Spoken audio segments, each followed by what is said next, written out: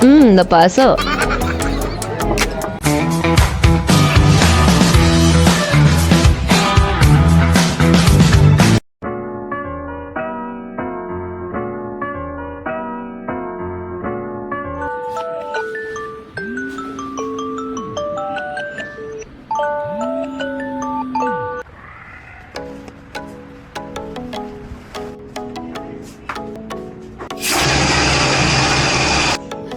Kumusta po kayo? Ako po si John Mendoza. Isa po ako magikero.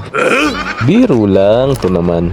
Pagmamaneho po ang aking hanap buhay at ako nga po isang family driver dito po sa Makati. Ready to go na nga raw po sila mo kaya sumibat na rin po kami agad.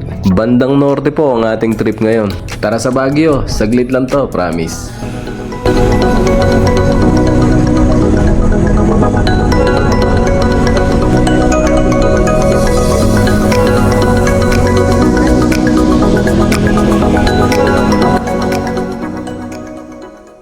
First gas station sa NLEX, nagparga na po ako at dito na rin po nila naisipan na mag-breakfast.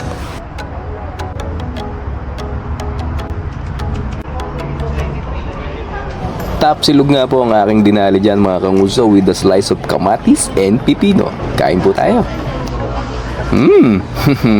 Eksakto alas 8, nakasibat na po kami. Tara biyahe!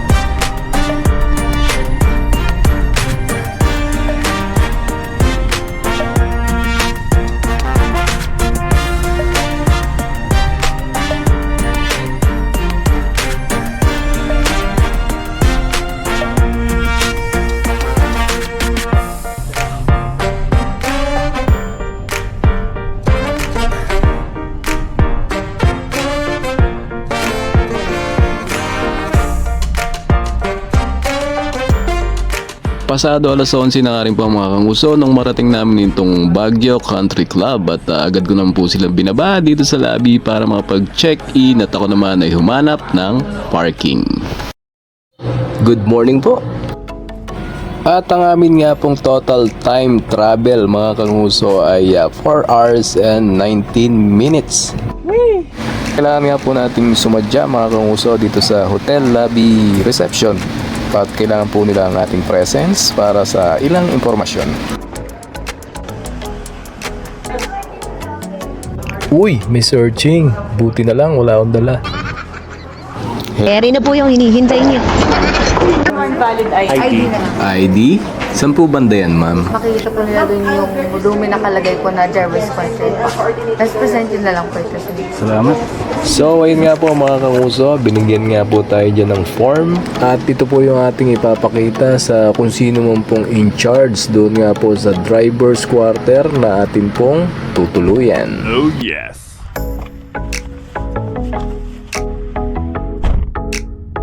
Ayun yung palatandaan, golf cart. Dito na po ba yun, ma'am?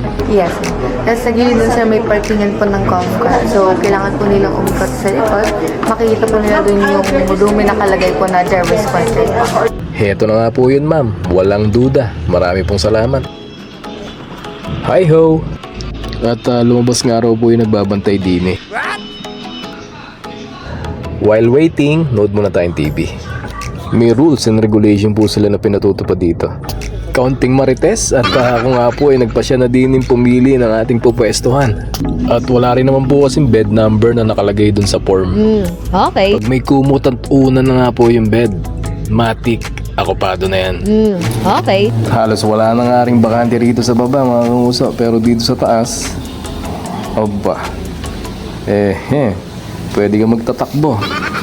Heto ang aking nangusuan, 38. Bantayan mo yan, bag na pula. Tayo naman nga po'y dumako din sa CR. Wow, room tour. Ayun, meron po siyang 2 kasilyas, 2 urinal, may 2 shower room, obligado, may heater. May hand soap, maganda daloy ng tubig, may pamunas, syempre. Ang galing. At ang malaking kwarto nga pong ito mga kanguso ay naglululan ng 54 beds. Share mo lang. At nabalutan na nga rin po mga kanguso, ito pong napili nating higaan. Yeah! Basalan na yan. Nako, mali yata itong napili ko ah. May palibre nga po sila dining cute na sabon. May tuwalya, syempre. Oh, wow. Pamilyar tong kumot na to sa akin. May isang unan. Ayos. And it's time to relax muna ang inyong Kuya John habang naghihintay nga po ng call for duty. See you in a bit.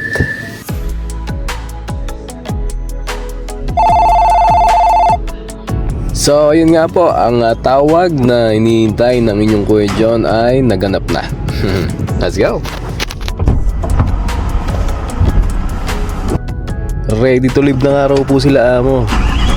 Kaya, kailangan nating gilas-gilasan ng konti. Sa mga sandaling ito nga po mga kanguso ay wala pa pong idea ang inyong Kuya John kung saan kami tutungo.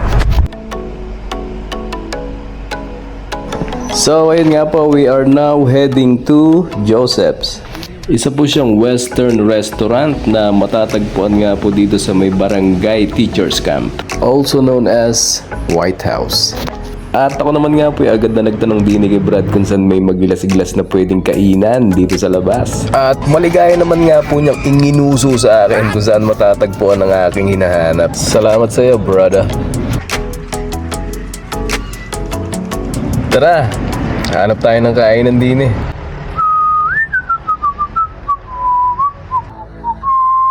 Kanguso, tara't dumali muna tayo ng mga lutong Baguio din eh.